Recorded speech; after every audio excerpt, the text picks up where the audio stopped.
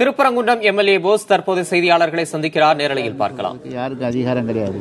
அந்த அதிகாரம் சின்னம்மா பொதுச் செயலாளர் சின்னம்மாவுக்கு தான் இருக்குது. சின்னம்மா சொன்னா தான் துணை பொதுச் செயலாளர் பதவி இவருக்கு இன்னும் இல்லையும். அதனால துணை பொதுச் செயலாளருக்கு தான் இப்போ நடத்துகிறார் கட்சியை. ஆகவே அவர் எந்த குறையும் சொல்லக்கூடாது.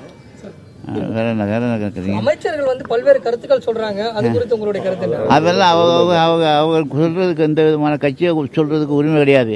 அவங்க டிபார்ட்மெண்ட்டை பற்றி தான் சொல்லணும். கட்சியை பற்றி சொல்றதுக்கு அவங்களுக்கு எந்த அதிகாரம் கிடையாது. பொதுச் செயலாளர் ஒருத்தருக்கு தான் உண்டு. அவங்களுக்கே தெரியும்.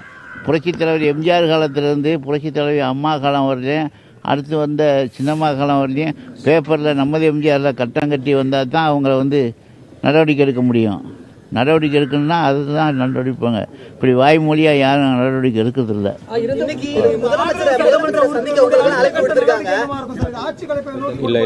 அதெல்லாம் இல்லை, எல்லாம் ஒற்றுமையாக இருப்போம். ஆட்சி 2004 வருஷம் தொடர்ந்து ஆட்சியை நடத்துவோம். அது சும்மா போவோம், கூப்பிட்டா போவோம். எடப்பாடி பழனிசாமி அதிமுக தானே, முதலமைச்சர் அவர் தானே இருக்காரு. அதெல்லாம்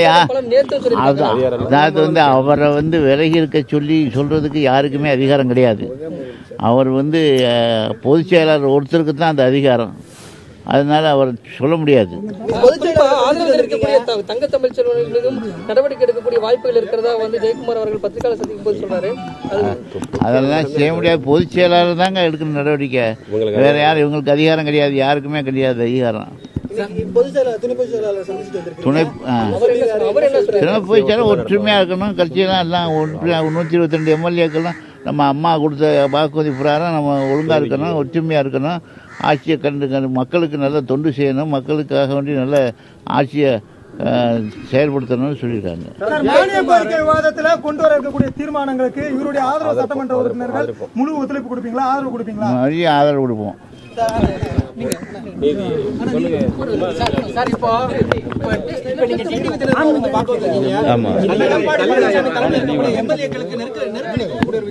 நிச்சயமாக இருக்காது, நிச்சயமா இருக்காது. எங்களுடைய மூத்த சட்டமன்ற உறுப்பினர் அண்ணன் ஏ.கே. போஸ் அவர்கள் சொன்ன கருத்துக்கள் அனைத்தும் எல்லாருக்கும் உடன்படிக்கையானது. அவர் சொன்னார்கள், நீங்க கேட்ட கேள்விக்கு மானிய கோரிக்கையின் போது ஆதரவு கொடுப்போம், மாண்புமிகு அம்மாவுடைய ஆட்சி தொடரும், அண்ணன் துணை பொதுச் செயலாளர்னு சொல்லியிருக்காங்க. கட்சியும் ஆட்சி எல்லாருமே பொதுச் செயலாளர் துணை பொதுச் செயலாளர் சொல்லியிருக்காங்க. அதனால அம்மாவுடைய ஆட்சி தொடர்ந்து செயல்படும். தமிழ்நாட்டு மக்களுக்கு அம்மா கொடுத்த திட்டங்களும் அம்மா அவர்கள் ஏற்கனவே அறிவிக்கப்பட்ட திட்டங்களும் அத்தனை திட்டங்களும் ஒட்டுமொத்தமாக நாட்டு மக்களுக்காக அம்மாவுடைய ஆட்சி தொடரும். அம்மா கட்சியும் நம்முடைய துணை பொதுச் செயலாளர் அவர்கள் செயலாற்றுவார். அதுபோல ஆட்சிக்கும் அவர் எந்த நெருக்கடியும் இல்லாமல் உறுதுணை கொடுப்பார். அதெல்லாம் இல்லை, ஒரே அணி மாண்புமிகு அம்மாவுடைய அணி. அதெல்லாம் இல்லை, அதை நிறுவர்கள் சொல்றீங்க. சிறு சிறு சிராப்புகள் இருக்குமே தவிர அது பிளவுகள் கிடையாது. அதனால தலைமை இங்கதான் இருக்கு, தலைமை இதுதான். அதனால இருக்கு, அதுல மாற்றம் கிடையாது. துணை பொதுச் செயலாளர் கட்சியோட தலைமை அலுவலகத்துக்கு என்னைக்கு பணியை துவங்குவார்? விரைவில் வருவாரு, விரைவில் அவர் பணியை தொடங்குவார். 122 எம்எல்ஏ இருக்கிறாங்க இங்க. அவங்க போனவங்க 7 பேர் தான் ஓபிஎஸ் விட போயிருக்காங்க. அவங்க இங்க வந்தாங்கன்னா அவங்களுக்கு தான் லாபம். அவங்க வரலைன்னு சொன்னா எங்களுக்கு நஷ்டம் கிடையாது, அவங்களுக்கு தான் நஷ்டம். ஆகவே கூடிய சீக்கிரத்தில் வந்துடுவாங்க. இப்பயே வர்றதுக்கு ரெடியா இருக்காங்க. ஒரு சில எம்பி என்கிட்ட வரேன்னு சொல்லியிருக்காங்க. பேர் சொல்ல விரும்பல, பின்னால சொல்றேன். வந்த பிறகு பார்த்துருங்க. ஆமாமா, நிறைய வந்துகிட்டே இருக்காங்க. இதுவரையும் 40 பேர் வந்துட்டாங்க. இன்னும் பூரா பேர் வந்துடுவாங்க.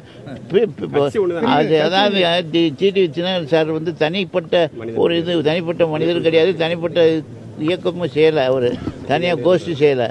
அவர் கட்சிக்காக வேண்டிய கட்சி 40 நாள் இல்லாதனால பார்க்க வர்றாங்க. அதனால அது தப்பா சொல்ல முடியாது. அது போக தெரியும், போக தெரியும். Sun TV